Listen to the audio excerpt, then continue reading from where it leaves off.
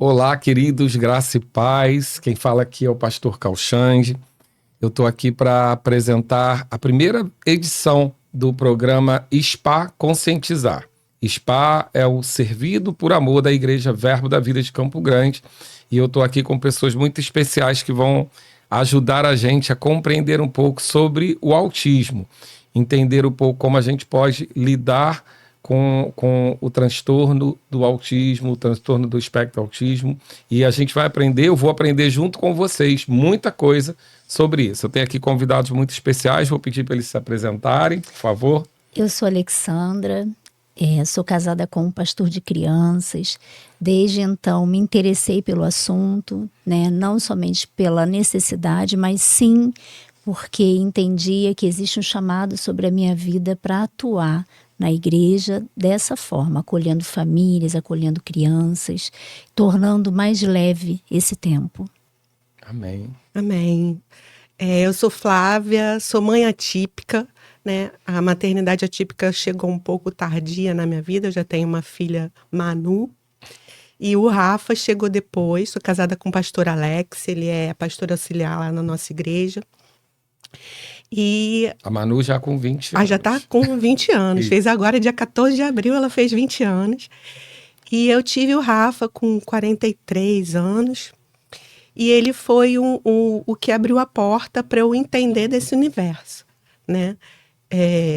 Veio primeiro o diagnóstico da síndrome, né? Assim no nascimento, porque o pediatra diagnosticou já no nascimento a síndrome de Down, né? Pelas feições e tal, porque eu não tinha conseguido saber durante a gravidez. E aí, com o tempo, depois, aos 3 anos, foi o outro diagnóstico, o diagnóstico de autismo associado à trissomia do 21, que é o que a gente chama de síndrome de Down, né? E aí, eu, como uma engenheira, num ambiente tecnológico, me vi num ambiente completamente inóspito, sem conhecer, sem conhecimento, e durante a pandemia eu decidi ter uma ferramenta para me ajudar a entender o meu filho, a entendê-lo um pouco mais, que é a psicopedagogia. Então, eu me formei ano passado e estou ainda aprendendo, porque eu sei que eu abri a porta, mas tem um caminho aí muito longo para se seguir. A minha vontade é fazer com que todas as mães e pais, né, porque às vezes eles são um pouco esquecidos nessa história, sejam acolhidos, tenham informação, né, fiquem um pouco menos assustados quando o diagnóstico chega. É isso. Amém.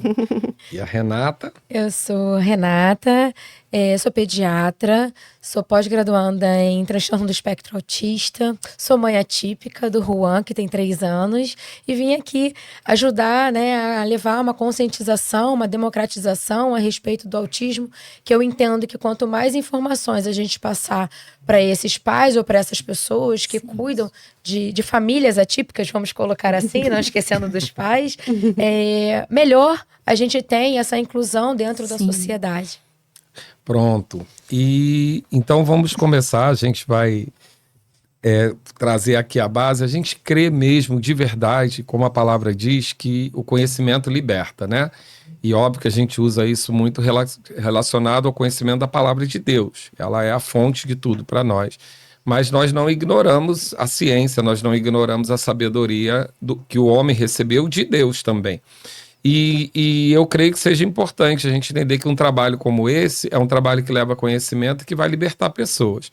Então, para que isso aconteça, eu queria começar do beabá, já que vocês têm ferramentas do assunto aqui, mas eu particularmente tenho muito pouca. A minha ferramenta mais próxima é meu convívio com o Rafa, mas eu conheço bem pouco mesmo, e mais a minha função é de que essas pessoas que têm esse chamado no coração possam trabalhar. E aí, Renata, quando diz para mim sobre transtorno do espectro autista, eu sei que você não é um dicionário para dizer o significado de cada um aqui exatamente, mas esse conjunto, ele traz para a gente alguns questionamentos. Por exemplo, e você pode responder no seu caminho, mas na minha visão de leigo, o transtorno a gente vai tratar como uma doença ou só algo que saiu do comum? O espectro para mim, eu conheci espectro vendo o filme Caça-Fantasmas. Espectro, para mim, era um fantasma. Eu não sabia, eu não conhecia essa palavra espectro. Né? E o autismo a gente também foi, eu tô com 55 anos, eu fui apresentado o autismo num filme do menino lourinho que balançava na cadeira e era o máximo que a gente conhecia daquilo. E a gente também vê o cinema romantizando muito o autismo agora como intelectuais somente, né? Não tem o dia a dia. Então, abrindo o leque, essa palavra, essa conjunção, transtorno, espectro, autismo, você pode dar um panorama pra gente sobre ela? Posso sim. O transtorno do espectro do autismo, na verdade, é um transtorno do neurodesenvolvimento que traz prejuízo a essa criança no comportamento, seja ela do âmbito social, no âmbito da comunicação, tá? Às vezes até na forma como ela se desenvolve na parte motora também. É muito mais social, que é o que a gente vê, né? É muito mais evidente no meio social, né? E a gente começa a verificar isso muito cedo na criança, né? Na sua primeira infância, né? No primeiro ano de vida. O transtorno engloba uma série de sinais e sintomas, né? Que não são típicos de uma pessoa comum. No caso, eu falo de criança, né? Não é de uma criança comum. O espectro entra dentro da sua grandeza, da quantidade de diferenciações desses sinais e sintomas, tá? Do que um ser humano, entre aspas, que a gente julga típico, vamos colocar assim, não normal, que eu não gosto dessa palavra, mas tipicamente, né? Que é um ser humano que se conecta com o outro, que se comunica normal com o outro, né? Que está em um meio social, porque a gente precisa fazer parte do meio social, né? E o espectro vem aí para mostrar para gente que o autismo ele não é uma regra, né? Ele não é uma regrinha de sinais e sintomas certos, que cada criança pode apresentar um tipo diferente. E a gente fala desse espectro na amplitude, né? Dessas diferenciações de comportamento, né? Os sinais que essa criança pode apresentar pra gente. A grosso modo, a gente diria que assim, seria a gente tem um comportamento padrão ou mais comum do ser humano. E quando esse padrão tem algumas diferenciações, a gente vai trazer isso como um transtorno, alguma coisa que é fora desse padrão. Que é um transtorno do neurodesenvolvimento. Porque você, para se comunicar, você precisa associar a fala. Você, para andar, você precisa, né? Tudo relacionado à parte neurológica nossa. Então, os transtornos, no geral, seriam essa... Porque hoje tem muitos transtornos que estão sendo identificados. A gente fala do transtorno do neurodesenvolvimento. Pronto. Né? Para o autismo é isso, o transtorno do neurodesenvolvimento que traz prejuízo no âmbito social dessa criança, na grande maioria das vezes, né? Aí tem a de comunicação, tem a parte motora, enfim. Aí depois a gente vai colocar aqui também, que tem da parte dela, né? Da questão da síndrome de Down, mas depois a gente vai falando cada uma delas. O transtorno é uma doença? Autismo não é uma doença. Pronto. Ou a gente trata como? Vamos desmistificar isso, né? O autismo não é uma doença. Ela é uma alteração do comportamento, tá? Que traz dificuldades no âmbito social, né?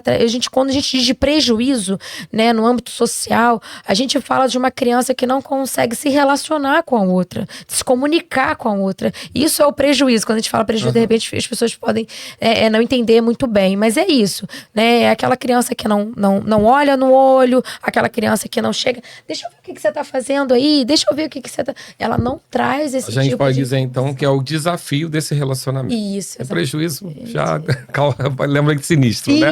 Não, a gente pode dizer que o desafio desse relacionamento com essa pessoa que apresenta esse comportamento é porque pra gente ele é fora do nosso padrão. Isso. Então a gente precisa se adaptar a isso, entender isso melhor para poder e cuidar, agir. Né? O cuidado, né? No tratamento precoce. Eu vou começar explicando, se você me permitir, o que causa o autismo, né? Na sua totalidade, né? O autismo, ele tem uma causa genética, um fator genético, tá? Associado aos fatores ambientais externos, né? Que a gente fala. Então, você tô dando um exemplo, né? Que eu posso carrear o gene do autismo, mas eu não sou autista. Meu marido também não é autista e carrear o gene do autismo e eu não manifestar em mim. O que pode manifestar associado a esse gene que a gente carrega, né? Alterações ambientais de fora. Como assim, Renata? Pode ser, por exemplo, durante o processo da gestação. Uma mãe que não se alimentou de forma correta, ela tem alguma deficiência nutricional, seja para menos ou seja para obesidade também, tá? A obesidade é um dos fatores que podem acarretar. Sorologias positivas, que nem CMV, que são quadros virais, que nem ou bacterianos, que nem como a sífilis, por exemplo, tá? Algumas doenças durante o processo gestacional, uso de medicações durante a gestação, tá? Estresse, a má alimentação, tá? Tudo isso a gente pode associar a esse gene que carrega essa criança. Também tem, além disso, a prematuridade. Tá? Eu preciso falar da prematuridade porque ao nascimento, isso pode também, ao longo do tempo, a minha filha não tem nada, ela só é prematura. E aí a gente colher esses frutos mais tarde desse diagnóstico. Crianças que teve o problema durante o nascimento, de repente uma parada cardiorrespiratória, teve em tempo de internação em UTI, também pode acarretar também alguma alteração por necessidade, às vezes, de medicamento lá naquele nascimento, e que isso quase não é falado. A minha filha teve um probleminha no nascimento, mas ela ficou internada, mas depois ela foi para casa. E aí, quando a gente colhe a anamnese dessa criança, a gente vai ver que foram mais de 20 dias de UTI, foram tempos de parada cardiorrespiratória, uma criança que a gente chama, que nasce com Apgar, né, que é um... Deixa eu explicar isso rápido para vocês terem um entendimento. A Apgar é uma notinha que a gente dá à criança quando nasce. Se ela nasce com choro, a gente bota lá um númerozinho. Se ela nasce rosinha, a gente dá um outro número, tá? E se ela nasce sem esses estímulos nenhum, sem chorar, né? Se ela nasce roxinha e não atende aos nossos estímulos, tá? Hipotônica, que a gente chama, ela não reage, não levanta. Então, assim, isso também pode ser como contribuinte para o diagnóstico de autismo. A gente não pode descartar. Entendi. Então, vamos lá. Há um componente genético. Há um componente que não necessariamente genético. precisa ser um pai e uma mãe autista, mas que carregam o componente genético. Isso. E algum fator que influencia um fator isso... externo, pode ser ambiental ou não, né? A gente fala que é o fator externo, que nem eu falei agora, né? Ou problema no nascimento, problema da gestação, um problema dessa mãe, né? Às vezes essa mãe tem depressão, ela toma medicação. Entende? Renata, Então, às vezes... sempre gestacional, né? Não é um fator de depois da criança nascer. Também tem o pós, tem o durante, é isso que eu tô falando. Tem o nascimento dessa criança, que essa história precisa ser colhida. Tem o período gestacional dessa mãe. Idade dos pais influencia, a idade tardia, tanto paterna quanto materna, tá? A gente vê que quanto mais velhos, né, esses pais forem, a suscetibilidade é maior para desenvolver o autismo, tá? Isso aí já é comprovado, tá? Que já é um fator a mais que a gente tem. Ok. É muita informação. Bastante informação. E vamos lá. Para a gente começar a falar com um pai e uma mãe para identificação desse quadro. O que são as primeiras observações necessárias? Então, o autismo, a criança já nasce com ele, tá? E vai se desenvolvendo conforme os períodos de desenvolvimento desse bebê. Falar de atrasos de desenvolvimento, a gente pode já ter algumas crianças que já deixam claro quanto bebês. Tá? Ela já não interage com o olhar da mãe quando amamenta, ela faz estereotipias, né? Como a gente usou aqui, flappings, ela tem uma irritabilidade. Que é o flapping? O flapping é uma alteração que ela faz com movimentos irregulares nas mãos, estereotipias, eu vou explicar depois. E durante essa vida durante esse primeiro ano de vida, ela já te apresenta essas alterações, tá? Ela tem uma dificuldade para dormir, ela tem alergias alimentares que você acredita que, não, minha filha só tem alergia a leite. Depois, quando você vai colher lá na frente, essa criança já é totalmente seletiva, né, da forma alimentar, ela já apresentava distúrbios gastrointestinais. A gente já sabe hoje que mais de 70% dos autistas, eles apresentam algum tipo de distúrbio gastrointestinal, seja ele por alergia alimentar, seja ele por intolerância, seja ele por hipersensibilidade do paladar, da língua. Crianças que não trabalham textura durante a introdução alimentar no 6º mês de vida, não conseguem palpar, tá? Coisas simples, tá? Por exemplo, você bota um raminho de brócolis lá, que todo pediatra começa, introdução alimentar, vamos lá. Essa criança, ela não aceita tocar. O meu filho, por exemplo, quando eu levei ele na praia, ele não suportava botar o pé na areia. Coisas simples por conta dessa hipersensibilidade, tá? A gente tentava colocar ele na areia, ele subia a perninha, subia a perninha. A hipersensibilidade é uma característica. É uma característica, isso. Então, eu tô mostrando toda aqui essa parte de como tato é diferenciada. Isso, é diferenciada. E em relação à dor também. Tá? O autista, por ele ter uma carência nessa percepção da dor, porque a dor para eles é diferente, tá? Eles toleram a dor por muito tempo. Tá? Então, assim, quando o autista chega para mim na emergência, se a mãe falou assim, doutora, ele tá com muita dor na barriga, eu sei, eu não preciso nem mensurar, eu sei que tá insuportável. Então, eu tento logo, de imediato, tirar a dor dele. Então, ele é hipersensível para as coisas, pro tato, mas só porém, que quando, pra dor, ele... Que coisa. Distúrbios de sono. Dá muito quando o bebê, crianças que não dormem direito. Geralmente, a partir do 3º, 4º mês, essa criança já virou a chavinha, né, para poder dormir melhor durante a noite. Acorda, amamenta, né, você dá o leitinho pro seu filho e ele volta a dormir de novo no entendimento já do período noturno, né? Essas crianças raramente têm um sono tranquilo. Elas têm uma hipersensibilidade, seja ela pelo travesseiro, pelo tipo de lençol, pela roupa que está utilizando, às vezes a meia, às vezes o macacão que encosta, a etiqueta que roça, ele não consegue dormir. E aí qualquer coisa diferenciada também no tato isso, vai trazer. Eles aceitam, né? Ele, por exemplo, aceitar aquilo que não gera desconforto a eles. Por exemplo, um tecido mais macio. Tem criança que não tolera manta, bebê que não tolera manta. Todo bebê gosta de ficar quentinho. Se o seu bebê não gosta, se o seu bebê, quando se amamenta, não olha pra você, não balbucia, depois de 6 meses a criança dá um sorriso pra você. Quem já amamentou aqui sabe, né? É uma interação linda, maravilhosa que a gente tem quando a gente bota a criança no seio. Essa falta de interação é algo a ser observado. É ser observado pelas mães. E só pra gente não entrar em extremos, né? Porque quem pode estar ouvindo a gente do outro lado pode ir pro outro extremo de qualquer coisa diferente do meu filho já pode ser isso. Então a gente tem que... Isso não vai ser de vez em quando. Entendi. Entende? Então, para a percepção da mãe que está assistindo a gente, isso aí é praticamente em todas as mamadas. A criança de 9 meses, ela começa, você chamar ela pelo nome, ela já vai despertar. Não.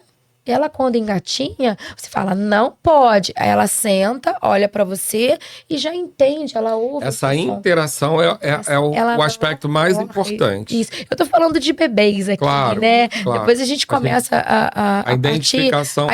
Porque eu tô falando da identificação precoce. Entendi. Tá? Eu tô preocupada aqui em falar da precocidade desse diagnóstico. Porque se eu conscientizo essa mãe de observar esses sinais, por menor que sejam, ela pedir pro pediatra que faz uma consulta mensal, porque a gente faz uma consulta mensal nesse primeiro ano de vida, se ela já sinalizar, olha, doutora, o meu bebê, ele não balbucia, ele não fala dadá, mamá, papá, ele só fica no berço quietinho, sem emitir som. Vamos observar isso, o que eu posso fazer? Ela já está sinalizando a esse profissional. Tá? Se eu tenho um bebê que eu levei pra praia, que nem eu fiz, tentei botar o pezinho na areia, e ele não aceita a interação com a areia, doutora, como é que eu posso... Mas essa interação com a areia é estranho para criança urbana em geral. A gente precisa perceber Mas o tem que quanto. perceber o quanto, né? Quanto. Porque não é isso que eu criada falei. no apartamento, Não vai ela ser estranha mesmo. Isso, não Grama vai e ser o areia é às muito vezes. comum. Isso, não vai por ser o às exemplo, vezes. Entendi. Toda vez que você levar, vai ser dessa forma. Entendi. E tem uma Entende? diferença também. Ela pode, no primeiro instante, sentir tirar o pé, mas depois ela vai. Ela costuma. O Existe Rafa essa ama, né? diferença. Praia. É. Ama areia. Entendi. Mas é essa falta de interação também com o novo, né? Com aquilo Sim. que eu... É Por constante, conta da né? hipersensibilidade, né? Sim. Porque uma criança vai ter, realmente, é muito comum, eu já assisti muitas cenas dessas, da criança na areia e grama ter uma dificuldade. Tem. E aí o pai senta junto, coloca, vai aos poucos A e gente vai vem. trabalhando. Isso. Por que eu falo Mas no resultado- sobre isso? Por exemplo, ela está falando, filha, aceita. Porque a gente tem um período chamado de neuroplasticidade. É um momento em que a criança, se a gente souber trabalhar ela desde cedo, por isso que eu estou aqui informando, enfatizando a E é parte muito do bebê, importante. tá? A gente consegue fazer com que essas alterações sensoriais e de comportamento, elas se revirtam, tá? Às vezes não 100%, Renata, sim, às vezes, na maioria das vezes, mas com grande sucesso na maioria das vezes, se a gente aplicar a ciência correta no tratamento. Entende? Então, por isso que eu tô aqui para conscientizar desde cedo, tá? Porque chega lá a criança que já chega com... O pai e a mãe que já chega para mim com 2 anos... Mais cedo, mais eu compreendo, menos sofrimento para a família, mais Exatamente. cuidado ele vai ter e mais adaptação. A criança vira né? uma criança funcional. A Isso. partir daí, ela começa a ser uma criança bem próximo de criança, uma criança típica. Joia. Não que ela não vá ter algumas alterações, mas aonde tiver, a gente já aborda e já aplica Intervém. a terapia correta para ela poder ser mais funcional em tudo que ela viver. É claro que ela vai ter as alterações próprias do autismo, né? Mas ela vai saber lidar muito melhor do que isso, que quanto mais precocidade nós tivermos no tratamento, melhor qualidade de vida essa criança vai ter. E quem é que faz esse diagnóstico? O diagnóstico é feito pelo médico. O médico, ele não precisa ser... Não é nem o psicólogo, nem o psiquiatra. Não é o Não, o psiquiatra psiquiatra é o médico, né? É. Não é o psicólogo, não é o fono, terapeuta. não é o terapeuta ocupacional, não. Não, Eles, médico. esses profissionais, o fono, o psicólogo, o terapeuta ocupacional, eles são pessoas maravilhosas, excelentes, que contribuem com o nosso tratamento, tá? Mas eles não são habilitados para Ao diagnóstico, né? Pelo menos até a resolução que a gente tem hoje. Provavelmente direção, pelo trabalho né? conhecem, observam, Se mas o observam, diagnóstico é médico. identificam e falam com os pais, e os pais procuram Pronto. o médico. O médico, ele não precisa ser o especialista em si, o neurologista infantil, que é o neurologista pediátrico, ou o psiquiatra infantil. Seriam os Geralmente, dois especialistas. os dois especialistas na parte neurológica, que têm uma habilidade, uma capacidade grande para poder fazer esse tipo de diagnóstico. Mas médicos hoje, que estão habilitados, né, para poder fazer esse diagnóstico, podem sim diagnosticar, tá? E esse acompanhamento Como é eu feito sei com o quem- especialista. Quem é esse médico habilitado? Perdão. Olha, é difícil de falar. Ele vai ter Porque que divulgar assim, isso. ele vai ter que Tá. ter uma experiência, na Então, verdade. Porque assim, precisa reconhecer os sinais e sintomas e a queixa dos pais. Entendi. Né? E ele vai ter habilidade. Por exemplo, eu estava contando para ela, um médico da unidade básica de saúde é um médico da família. Tá? importante. Que se ele tiver, tá? Isso eu estou falando a nível de SUS, tá? Que às vezes para você achar um neuropediatra ou um psiquiatra é muito tempo de espera. Então, se eu tiver esse médico da unidade básica de saúde que entenda de autismo, que tem essa capacidade, né, de reconhecer esses sinais e sintomas, ele pode sim fazer o diagnóstico de autismo e encaminhar essa família para ver se há necessidade ou não de medicações. Nem aí quem já faz é só o especialista mesmo, tá? É o neurologista pediátrico ou o psiquiatra Mas infantil. no básico do básico, uma mãe ou um pai que tem uma suspeita sobre isso, que observou alguma coisa, ele procura o médico, o pediatra dele, O pediatra. tradicional mesmo. Isso. E conversa com esse pediatra que provavelmente vai encaminhar. Isso. Se esse pediatra não se sentir, vamos dizer assim, capacitado para poder fazer esse diagnóstico, não tem problema nenhum. Ele vai Mas encaminhar um essa pai criança ou para uma um mãe, especialista. se ele quiser mesmo Sim. saber isso, ele vai procurar um neuro infantil ou um psiquiatra infantil. Ele pode ele pode abordar logo que é mais próximo o pediatra, que geralmente é o médico mais próximo dele, tá? Porque essa criança geralmente está em acompanhamento. E esse pediatra fala, olha, você tá certo, eu vou te encaminhar para o neuro para você poder fazer uma avaliação mais profunda, né? Ok, então, agora me diz uma coisa, existe graus diferentes do TEA? Hoje em dia a gente não usa graus, a gente usa níveis de suporte, tá? Níveis de suporte 1, nível de suporte 2 e nível de suporte 3. O nível de suporte 1, a gente entende que é uma criança que não precisa de auxílio, tá? De auxílio, ou seja, para as questões funcionais. É uma criança que consegue se comunicar, se consegue verbalizar, ela consegue, por exemplo, tirar e colocar uma roupa sozinha, ela consegue ir num banheiro, sem estar alguém ali integralmente ao lado dela, tá? Isso a gente entende como nível de suporte. O nível 2 já é aquelas crianças que não conseguem se comunicar e precisa de alguém ali intervindo praticamente o tempo todo, tá? É uma criança que não se veste sozinha, que não vai ao banheiro sozinha, que não sabe se comunicar, pedir para comer, por exemplo, tá? Que raramente isso acontece logo no 2º ano de vida, né? Geralmente, quando você fecha o diagnóstico, essa criança já é nível 2 de suporte, né? Porque ela não fala, ela mal interage, a gente vai começar a terapia com ela, então ela já é nível 2 pelo fato dela ser não verbal, tá? E a nível 3 é onde onde são as crianças, né, de forma que precisam de uma ajuda maior, tá? Não só de medicações para alterações de comportamento mais assim, fala do âmbito social, né, que possam ter crises com mais frequência, são crianças que têm comorbidades associadas, né, geralmente epilepsia, né, enfim, exige um cuidado maior essa nível 3 de suporte, tá bom? Não só medicamentoso, mas de cuidadores também em si. Entendi. E antes de eu passar para elas aqui também perguntarem alguma coisa, a gente vê o autismo muito romantizado na mídia, né?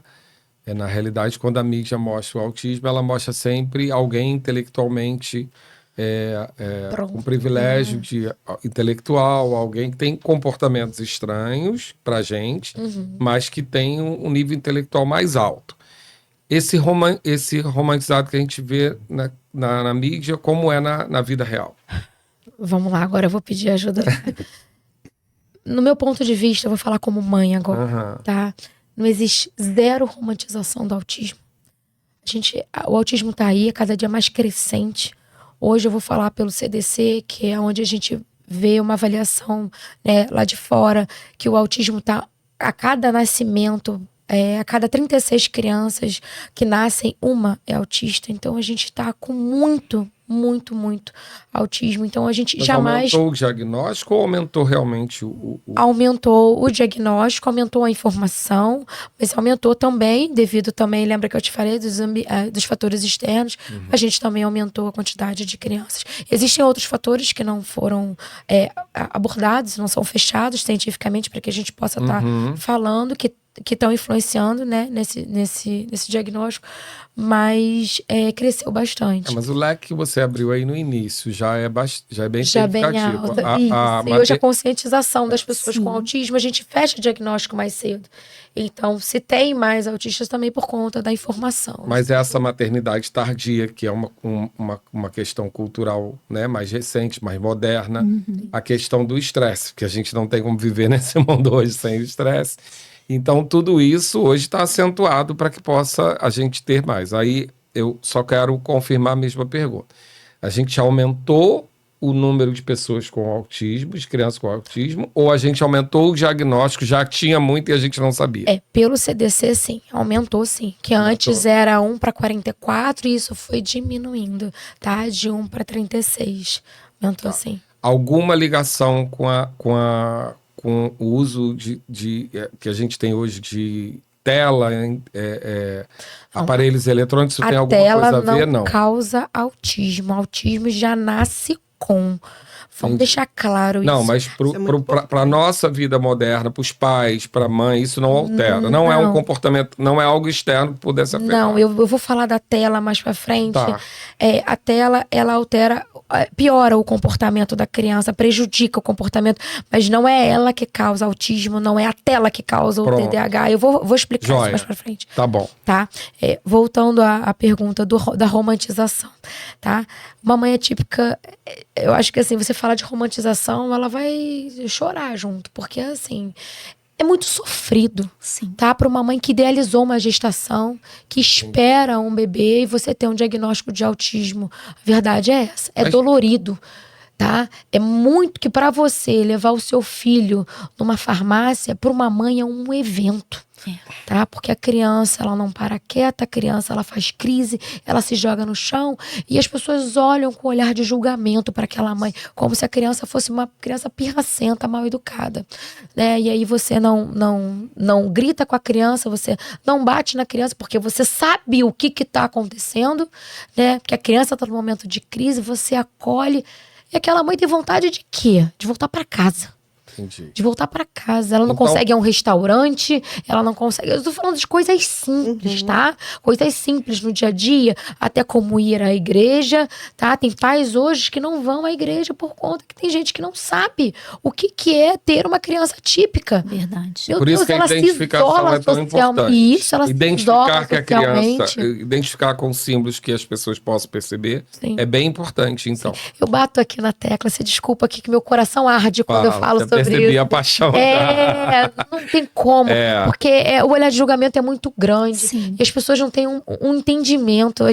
Não é que eu queira julgar essas pessoas, porque eu sei que se elas tiverem conhecimento, a gente vai virar o jogo. Sim, Tá? E a isso. intenção aqui é essa, que mude o jogo pra Isso, gente, pra que a gente possa incluir essas crianças e esses pais voltem a ter uma vida social mínima. Entendi. Tá? Então, Que às a vezes não tem. identificação ajuda, essa identificação, colocar uma referência na Olha, igreja, vamos ou ela pensar- piora porque... Não, coloca- ela ajuda, mas não adianta você colocar um cordãozinho de autismo e ter lá as suas prioridades, né, do autismo. Ah, ele é autista, passa na frente. Não é sobre isso só. Não, eu digo É pra sobre entender ter mesmo. o- Ele tá chorando assim, não é porque é mal educado, é porque ele tem uma dificuldade de se expressar. Sim, Isso ajuda? E como lidar? Ajuda, mas se você tiver informação sobre, é melhor. Pronto. Exatamente. Entende? Isso. Então, Não uma é soma sobre das a duas- identificação. É aí que eu tô Isso. querendo te deixar o meu ponto de vista, tá? Eu tô botando assim, só meu ponto de vista como mãe,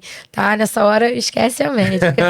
Porque não adianta eu botar o cordão do meu filho, porque o autismo, ele não tá Não é no assim. rosto de ninguém. O filho dela pode até ter a síndrome de Down Isso. e se comunicar perfeitamente, mas ele tem associado ao autismo e as pessoas não saberem, tá? Porque, ele tem síndrome de Down, mas ele fala, ele se comunica. Aham, Não, mas ele tem alteração de comportamento. entendi. Entende? Então não adianta só o cordãozinho, né? A gente precisa conscientizar dessas pessoas. Poxa, o que é o autismo? É só o cordãozinho pendurado? Não. É a alteração de comportamento. Pai, o que eu posso fazer quando ele tiver uma crise que eu possa ajudar o seu filho? Isso. Eu te chamo, eu coloco ele sentadinho, Mas eu eu- abraço, eu acolho, ele aceita toque, não aceita toque. É um bom princípio, né? Pelo menos Entende? dizer, olha, eu tenho aqui uma condição especial. Sim, se pra você lidar. identifica, Eu acho que ajuda. ajuda. É um primeiro passo, Sim, mas não é, é um primeiro- suficiente. É isso. Tá ok. Boa. Muito bom. Muito bom. Ali na igreja, como é isso? Como que a gente se prepara para esse momento? Eu achei interessante enquanto a Renata estava falando e achei lindo, viu? A sua fala é bem importante para todos que estão ouvindo, porque o maior intuito da igreja, eu estou falando da igreja em geral, deve ser o acolhimento, né? Porque a fé opera pelo amor. E se não houver esse amor, não tem acolhimento. Essa audição, né, com afeto, esse olhar sem julgamento, né, você abraçar essa mãe e entender, até mesmo o tempo dela falar, que é o que a gente faz lá. Quando eu recebo uma mãe, a primeira coisa que eu faço, eu procuro conduzi-la para que ela conheça as salas.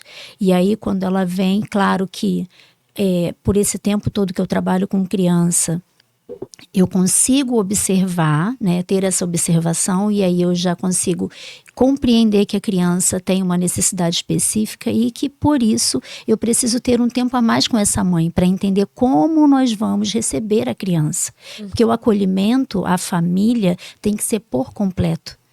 Né? A gente tem em todas as nossas turmas pedagogas, e aí essas professoras e as pedagogas, o que elas fazem? Elas desenvolvem um material que seja para que a gente ofereça um maior nível de oportunidade para essa criança entender a palavra. Porque a intenção da igreja não é entretenimento quando se trata de criança. Eu não estou ali para promover o entretenimento, eu estou ali para que essa criança entenda que existe um Deus que é bom. Para que essa criança entenda que esse Deus que é bom, ele enviou o seu filho com um propósito. E quando a gente tem esse entendimento, você ouve essa mãe, para que a gente possa tratar essa criança, cuidar dessa criança da maneira que ela precisa ser cuidada, e não com o conhecimento, que eu vou dizer, claro que a ciência é maravilhosa e ela nos dá um leque de recursos para que a gente possa falar da palavra para a criança, mas esse recurso todo de nada vale se não houver amor. Não faz sentido sem amor. Né? Porque é o amor que nos faz andar 1 quilômetro extra, é o amor que nos faz acolher e abraçar essa criança no momento de desregulação, abraçar na medida em que ela precisa, às vezes até só ouvir o nosso coração. E aí ela vai acalmando até que a gente possa regular essa criança e, na medida do possível, não tirar essa mãe do culto, porque o propósito, lembra, é acolher a família por completo. Se eu tiro essa mãe do culto, o que eu estou fazendo com essa família? Eu não estou acolhendo, eu não estou fazendo a inclusão que é tão necessária, né? E a gente pensa assim, quando eu falo de inclusão, que como você falou, seu coração arde, o meu coração queima, sabe? É algo que, isso é o sentido da minha vida, não tem outro. Né? Eu entendo que a inclusão, ela precisa ser vista de uma forma onde você entenda, eu não tenho que trazer essa criança para se adequar àquele espaço, mas eu tenho que adequar esse espaço. E é isso que é necessário, né? E como eu faço isso? Talvez as igrejas ainda não tenham todos os recursos, tá tudo bem. Mas qual é o maior recurso que a gente pode oferecer hoje? É o amor. E com o amor você vai buscar o conhecimento, e através do conhecimento os recursos vão chegando, né? Não tem como não chegar, ele vai chegar. Eu digo isso porque hoje eu tenho acesso a muitas outras pessoas que trabalham em outras igrejas, e quando eu estou falando de algo que eu já faço e elas falam, mas não tem como, eu falei, tem, eu sei que tem. Tem sempre o primeiro passo, né? E o primeiro passo vai depender, realmente, o amor vai ser a abertura para tudo isso. Isso. Porque o que você falou é perfeito. Quando a gente ama, a gente vai buscar o conhecimento. Mas, por exemplo, eu já vivi caso com o próprio Rafa, assim, eu amo o Rafa, mas eu não sei lidar. Então eu fico observando, porque assim, a minha vontade com ele, por causa do relacionamento que eu tenho com a família, é de fazer Felícia, né? Agarrar, beijar, e ele tem que ser um processo. Então, assim, o amor é o primeiro passo, mas a busca do conhecimento e a gente levar esse conhecimento vai ser a ferramenta para que a gente possa manifestar esse amor. Porque se a gente não sabe como, a gente quer agradar, mas não sabe como, né? A gente quer fazer, mas não sabe como. E óbvio que, de alguma maneira, nós também somos frágeis de nossas emoções às vezes, porque como não há interação, parece rejeição. A primeira leitura é rejeição, não é falta de interação. E aí você também tem medo de invadir um espaço que você não conheça. O novo. Eu querendo ajudar, posso estar atrapalhando. A criança estava quieta, eu fui fazer um afeto, ela começou a chorar. Meu Deus, eu arrumei um problema. Então tudo isso é o universo, mas é isso mesmo. Por conta do, assim, meu relacionamento mais próximo é o Rafa, né? E eu tento ficar entendendo, mas é novo demais para mim mesmo. Então, assim, como eu apresentei o Rafa, como eu lido com ele, é tudo muito desafiador porque não tem esse conhecimento prático disponível, né? Um manualzinho prático de interação, um manualzinho prático de divulgação. O que se presenteia essa criança? Como que faz isso, né? Desculpa a emoção, mas é porque o Rafa é muito especial para mim. E aí a gente vê que a gente não tem essa informação fácil. Como que a gente pode conscientizar essas pessoas a manifestarem esse amor? E deixa eu te falar, não é fácil. Isso. É fácil, porque cada criança se expressa de uma forma. Então, Eu tô velhinho, eu tô ficando assim, uma emoção fácil agora. É emocionante É. mesmo, faz parte. Né? A gente precisa ser mais empático. A Isso. gente precisa se colocar no lugar do outro. Exatamente. Né? O amor vem daí. De você ver a dor do outro e falar, não, eu te estendo a mão, eu te ajudo. Isso. De que forma eu posso te ajudar? Pô, você entregar de repente, começar a divulgar na igreja, fazer um panfleto de autismo, de repente É, você o que a gente quer mostrar fazer começando os sinais, aqui. isso, mostrar os sinais e sintomas. Olha, tá lá na salinha, mas às vezes a mãe nem sabe. A mãe nem sabe que aquele comportamento e para a mãe tá normal, né? Mas é uma criança que já é mais irritada, uma criança que já é mais chorosa, mais birrenta. Opa, acho que eu vou ajudar a mãe. Ah, mas eu tenho medo de falar com a mãe, porque senão ela não vai gostar. Não, é saber chegar pertinho dela. A gente tem percebido vamos uma lá. negação muito grande. Isso. Muito grande. Isso, você não precisa, ninguém vai girar pra mãe e virar pra você. Olha, eu vi que o seu filho tem sinais e sintomas de autismo. Tá calma nessa hora. Tá? Isso mesmo. Deixa pro médico fazer essa parte. Entendi. Né? Fala, mãe, ele tá tão irritado. Você já levou ele no médico? Porque ele tá apresentando esse comportamento aqui dentro. Ele tá um pouco mais agressivo. Ele não tá aceitando a hora da refeição. Ele não come. Ah, não, ele não gosta desse tipo de alimento. Ele só come tais e tais coisas. Olha, mãe, essa questão da seletividade alimentar, você já foi no médico? Poxa, eu posso te indicar, você pode ajudar essa mãe transformando essa informação com sutileza, mas não deixar de sinalizar. Eu acho que para quem está na igreja, que tem um conhecimento, não custa. Você não vai lá bater uma tela, até porque ela não está lá para isso. Né? Mas ela pode sim né? Sinalizar e ajudar essas mães também, que às vezes não têm o entendimento. Lá, por exemplo, eu acabo visitando todas as salas para poder estar vendo como é que está funcionando. E é muito interessante que sempre que eu faço uma abordagem à mãe, a minha abordagem sempre eu estou buscando sua parceria para que a gente possa desenvolver mais com eles. Em que você poderia me ajudar? E aí eu peço para ela me contar como ele é em casa, como ele é na escola. Aí quando ela começa a falar, e ela vai pontuando algumas questões, eu pergunto, você já procurou alguma ajuda médica em relação a isso?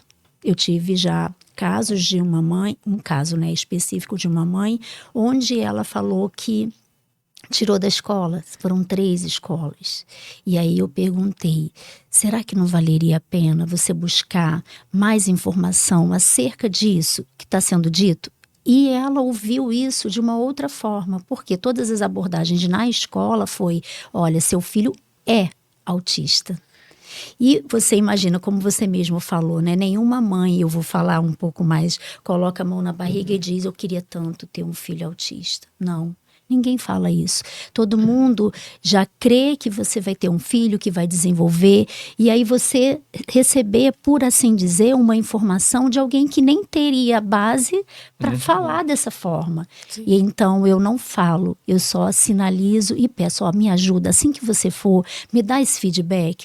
E isso motiva. E quando ela volta, eu falo, olha, a gente vai trabalhar da melhor forma com ele, porque aonde existe a limitação, eu trato dessa forma, a gente vai entrar com a palavra junto com o tratamento, porque a fé não anula a ciência. Desse jeito. É muito importante a gente tratar isso, porque às vezes a gente percebe um caminho oposto, né?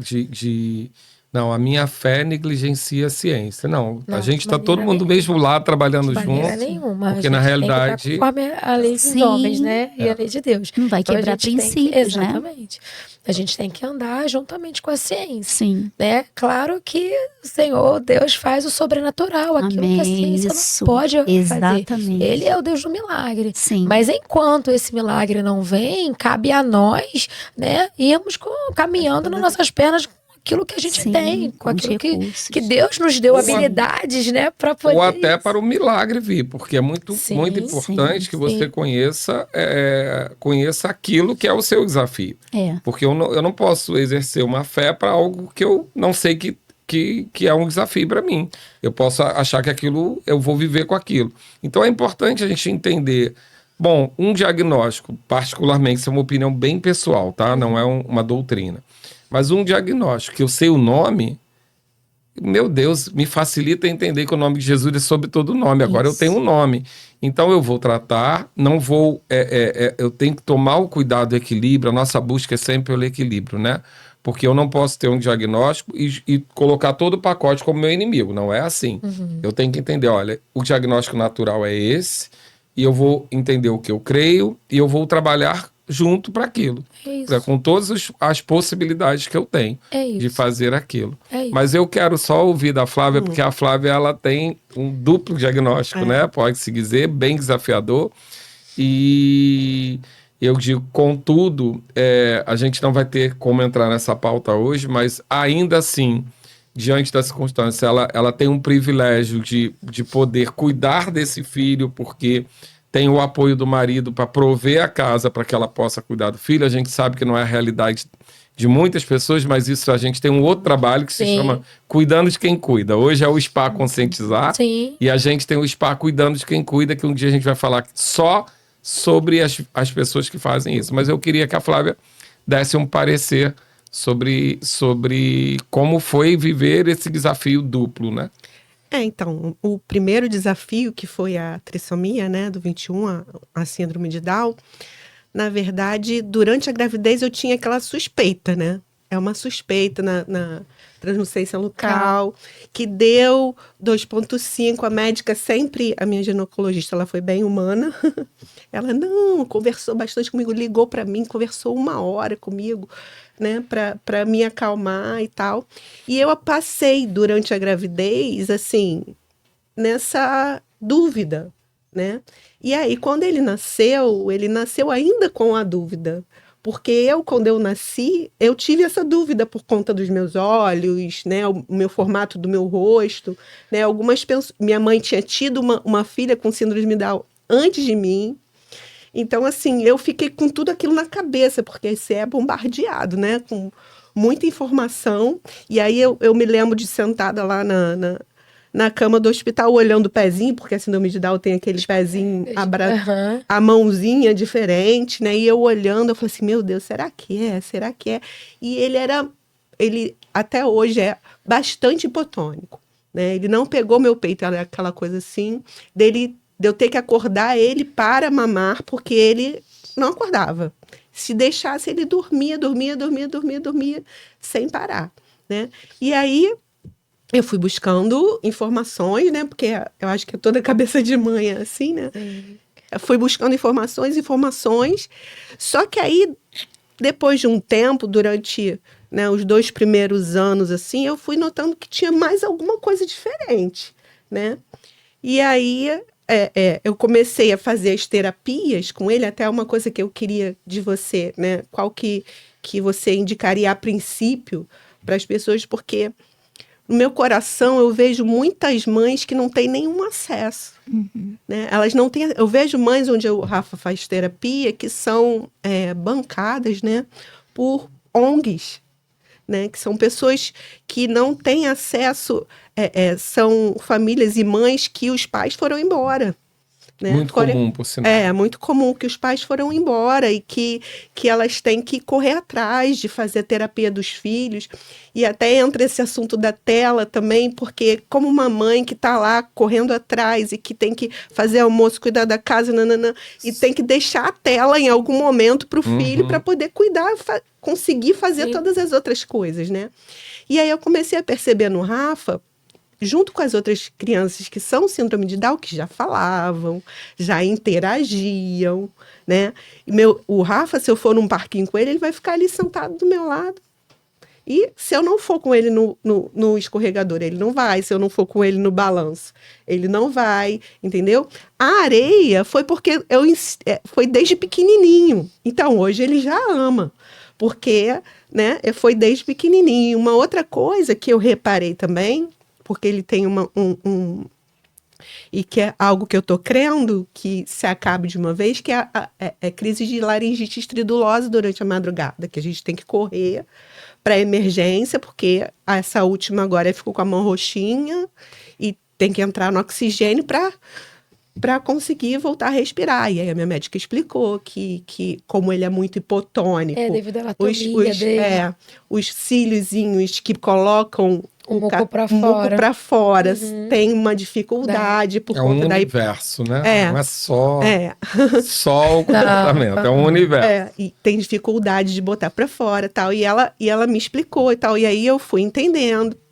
Já fui percebendo quando ele começa a roncar o nariz, eu já tenho que pensar se eu dou ou não dou o corticoide para poder ele não acordar de madrugada e não ter a crise, né?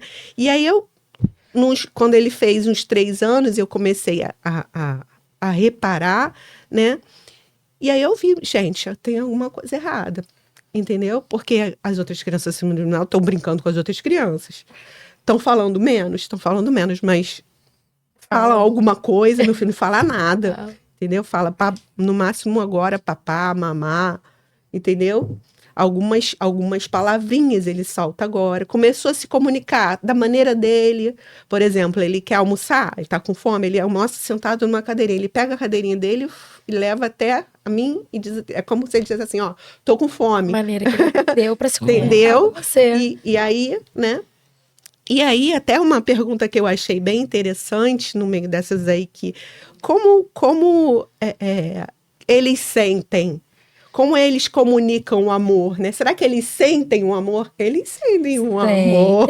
A diferença é que eles não sabem como sabe se expressar. O amor. Né? Isso é importante a gente falar. Eles sentem sim, sentem a rejeição, sentem. Tá? Eles não sabem como se expressar, tá? Eles não sabem como colocar. Talvez ele não consiga virar pra você e falar, mamãe, eu te amo. Te abraçar e te beijar do jeito que um outro filho seu. Isso é muito ruim, né? E sim, mas eles sentem sim. Eu fiz uma viagem recentemente, né? E assim, eu fiz uma chamada de vídeo. E meu filho, ele não fala muito na vídeo, né? Na videochamada. E quando ele me viu, o olhinho foi igual daqueles desenhos animados. O olho dele começou a encher de água. Meu marido falou assim, Renata, eu nunca vi o Juan com essa expressão, né? Ele me olhou e, oi filho, fala com a mamãe. Ele não fala, oi mamãe, tô com saudade de você, não. Né? Mas ele olhou pra mim, foi uma forma dele dizer assim, eu tô com saudade de você. E se debulhou em lágrimas, né? E começou a lágrima cair. Aquilo ali pra mim, e se entende? E ele não fez cara, assim, ele não chorou, não. Só encheu o olhinho e a lágrima escorreu. Foi o suficiente pra eu poder identificar, ó.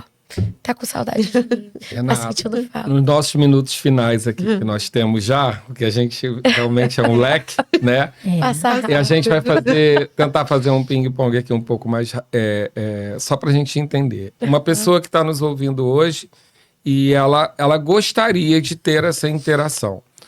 Qual é o conselho bem prático que você dá para que ela comece a entender esse processo? Porque a gente fala muito assim, inclusão, vamos receber, mas a gente tem que estar preparado para receber. Como igreja, a gente tem que estar preparado para receber na vida social, os filhos dos nossos amigos, a escola.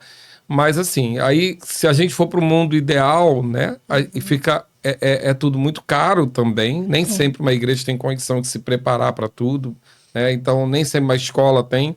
Mas o que é o básico para que a gente permita essa primeira interação? Se essa mãe já tem esse diagnóstico dessa criança, né? Aí eu já não entro no mérito das que não sabem, né? Mas se ela já tem o diagnóstico, a pessoa que não sabe, né? A pessoa leiga, quando recebe uma criança dessa, ela precisa ouvir essa mãe. Ela precisa ouvir. O que pode, quais são as limitações dessa criança, o que ela pode, o que ela não pode, ela aceita toque, ela tem alteração de temperatura em relação ao ar-condicionado, tem criança que fica irritada com o ar. Então, o primeiro passo com os pais. É saber as necessidades. Exatamente. De que forma eu posso acolher essa criança, mãe? Ela fica bem, se ela ficar sentadinha, ela fica melhor. Ela gosta mais de livro, ela tem hiperfoco para livro. Vamos botar mais livrinhos de leitura a respeito da Bíblia que ela gosta mais de quebra-cabeça.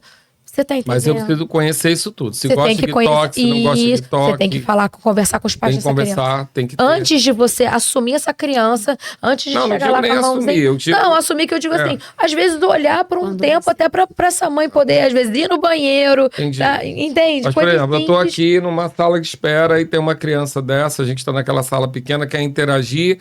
Então eu tenho que virar Precisa conversar pro pai e a mãe e perguntar como eu posso, como eu posso faço isso no meu interagir. É consultório. natural Eu faço perguntar isso. É natural perguntar, porque se essa mãe já sabe o diagnóstico, eu posso mostrar.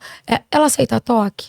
Até como é que eu vou examinar uma criança se... Não, doutora, vai com calma que ela não suporta que pega no ouvido dela. Entendi. Quais Já vou são as saber, características principais para um leigo como eu, chegou e tem aqui uma criança? Quais são as características principais que eu devo observar para que eu não não ultrapasse nenhum sinal, para que eu não ultrapasse nenhuma e cause dano, né? Porque eu posso, né, querer demonstrar afeto. O espectro é um universo muito grande. Muito grande, né? Tem crianças que têm dificuldade de verbalização, de se comunicar, a grande maioria. Outras crianças apresentam uma dificuldade de interação social.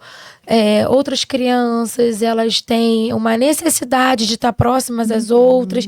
Então, fica difícil eu falar para você... isso. Primeiro passo, eu tenho que saber dos pais. Isso. Você tem que o que ele gosta e o que não gosta. Né? Eu preciso avaliar o comportamento dessa criança. Eu não tenho como... se eu não sei, eu vou perguntar para quem sabe, para quem convive. Isso seria natural. Isso não é ofensivo pro pai, lógico pra mãe. Que não, muito pelo contrário. Pronto. Você vai estar ajudando, ela vai se sentir, falar, poxa, ele se importa com isso. Eu acho que o leigo precisa saber isso, né? Lógico. Eu quero demonstrar afeto, mas eu não sei como. E o que eu faço? Ele faz crise? Ele não faz? Tá tudo bem? Você acha que tem alguma coisa aqui nessa sala que possa deixar ele nervoso? Sim. Olha, tira aquela mesa lá, porque ele costuma pegar a mesa e jogar. Entendi. Entende? Ele gosta mais de deitar no chão. Não vai ofender o pai e a mãe eu perguntar o que eu transformo aqui por causa dele. É você adequar o ambiente para aquela criança se sentir melhor. Tá tudo bem. Tá. É porque não, a gente pode. Não eu falo como mãe, eu tô pensando assim, poxa, eu gostaria que chegassem pra mim. Vou perguntar e ela vai dizer, não, por quê? As outras crianças, né? Porque fica esse. Não é ofensivo. Não é. Não é. Pronto. Não é. Tá. E hoje, pra gente começar, aqui a gente tem que concluir agora, né? Eu tenho muita coisa a perguntar, mas vai ficar para outro dia. Esse é realmente a proposta desse programa, é abrir o leque. Sim. Não é a gente não tinha pretensão de conseguir falar sobre tudo, mas numa palavra final, o que você instrui para um pai, uma mãe e um próximo leigo, qual o primeiro passo para que a gente assuma esse processo para facilitar a vida dessa criança? Na minha opinião, o pai e a mãe precisam buscar conhecimento. A respeito do espectro, do transtorno do espectro do autismo. Eles precisam buscar conhecimento de que forma eles podem ajudar essa criança. Do pai para a mãe e também... E os cuidadores, para quem cuida dessa criança. Na verdade, é o ambiente em que essa criança esteja inserida, tá? Eu não falo só da casa, eu falo da tríade. Escola, terapia... Na tríade, vamos botar um quadro aí, a igreja, porque entra, né? A vida exatamente. social. A vida social, né? A escola, família, tratamento e igreja, que geralmente constitui, né? Vou falar de tripé, mas eu vou colocar a igreja como um, né? Porque a gente está sempre lá, então... Pronto, então hoje, se a gente dissesse assim, a resposta de tudo aqui que a gente almejou alcançar é a busca de conhecimento. Então, a busca do conhecimento dos pais. Agora, a gente também vai precisar levar esse conhecimento para as pessoas. Sim. Pessoas que, como eu, gostariam de não ser passivas, simplesmente de não fazer nada, mas não sabem o que fazer porque não conhecem o universo, né? E é óbvio... Hoje você está buscando. Pronto. E é óbvio que uma pessoa que não tenha isso como foco principal da vida, não vai buscar o conhecimento que você buscou, que a Flávia buscou por conta do... Mas saber como lidar, saber o que fazer. Então hoje, como igreja, o que a gente pode fazer também é informar como lidar com essa situação. Isso. Informar os pais, principalmente... Né? Sim. A saber como lidar. Sim, exatamente. Pronto. Flávia, o que você, como mãe, gostaria de deixar aqui como recado para alguém, como mãe de uma criança com autismo, que dissesse assim, olha, a minha primeira necessidade é isso. Nossa, são tantas necessidades. Não, a primeira. A primeira expectativa que você tem de alguém quando você chega com seu filho. Então, é a compreensão. É a compreensão de que o que eu vivo é diferente das outras crianças. Da realidade das outras crianças que estão ali. Então, eu acho que eu vou somar compreensão e respeito, né? Isso, ótimo. Mesmo. Compreensão e respeito. Ale, o que você pode dizer bem breve sobre o que a igreja precisa começar a fazer. Ela não vai conseguir resolver tudo agora, Sim. mas o que ela precisa começar Primeiro a fazer passo. para receber essa criança. A Bíblia diz assim: meu povo perece por falta do conhecimento. E na medida em que se estuda a respeito do assunto, o conhecimento chegou, luz se abriu. Então, Libertador. exatamente. E como vai ser depois disso? Eu tenho que entender a realidade, né? Nós já fizemos um treinamento em outra igreja e entender a realidade daquele espaço, e dentro dessa realidade você trazer o recurso adequado para aquela realidade. Por quê? O passo da inclusão é o conhecimento. Na medida em que eu tenho conhecimento, a ignorância acabou. Pronto. E aí, o que eu faço daqui para frente vai ser andar dentro desse conhecimento, utilizando da ciência junto com a fé. Né? Entendendo que a fé ela vai operar através da graça, desse amor que excede nosso entendimento. Com esse conhecimento vai ser de forma precisa. Então, com certeza vai ter resultado. Então, o seu conselho é o tripé: conhecimento, fé e amor. Pode ser Exatamente. isso? Amém. Renata, muito obrigado. Foi maravilhoso a gente ter. Assim, 1 hora não é suficiente. A gente vai estar junto de alguma maneira. Eu já quero fazer um convite aqui público para deixar você sem opção de não aceitar. Que é que você Vai esteja deixar, na um nossa prazer. igreja respondendo a perguntas das pessoas. Prazer. Porque a gente quer, como igreja mesmo, a gente entende que a igreja não tem um papel só de cuidar dos seus, né? A igreja ela tem um papel de ser relevante na sua comunidade. Se isso é algo que está acontecendo agora, a gente precisa levar esse conhecimento. Não é responsabilidade da igreja, mas, né, isso é uma responsabilidade de saúde, é uma responsabilidade pública, mas a igreja tem esse canal de influência e a gente crê Vamos que se a gente começar É. a fazer, a gente vai influenciar as pessoas a fazerem também. Então, quero agradecer sua presença, já deixar o convite Imagina. para você estar com a Prazer. gente lá. Flávia, você tem a minha admiração, sabe disso.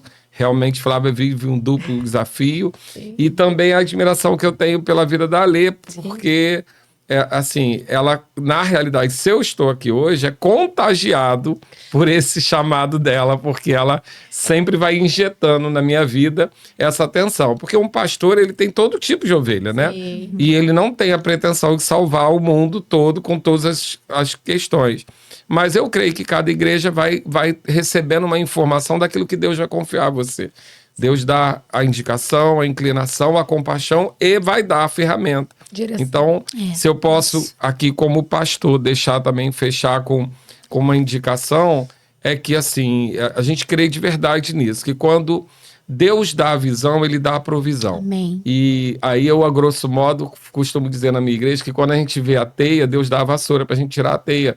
Não é algo que você vê para mostrar a alguém, mas você faz parte daquilo. Então, se a igreja simplesmente fizer, usar a ferramenta que ela já tem, que é a compaixão, nós temos compaixão. Não tem como receber Jesus e não ter compaixão. Sim, tá porque certo. Jesus era cheio de compaixão. Sim. Quando nós recebemos ele, o Espírito Santo, nós recebemos compaixão. Sim. E essa compaixão é o veículo para Deus trabalhar. Isso. Jesus curava através da compaixão. Né? Sempre que você vai ver Jesus se manifestando em algo de cura, vai falar que ele teve compaixão, ele teve compaixão. Então a compaixão é o nosso veículo para que Deus possa agir. E aí eu creio que esse tripé é conhecimento, a fé e o amor, né? Considerando no amor essa questão do respeito e da compreensão, que é o que tem associado ao conhecimento que o seu trabalho faz, né? E que bom que você está fazendo cumprir a palavra, que é Sim. onde havia uma necessidade, porque todo libertador é um ex-algemado. Não tem jeito. É alguém que não aceitou a prisão.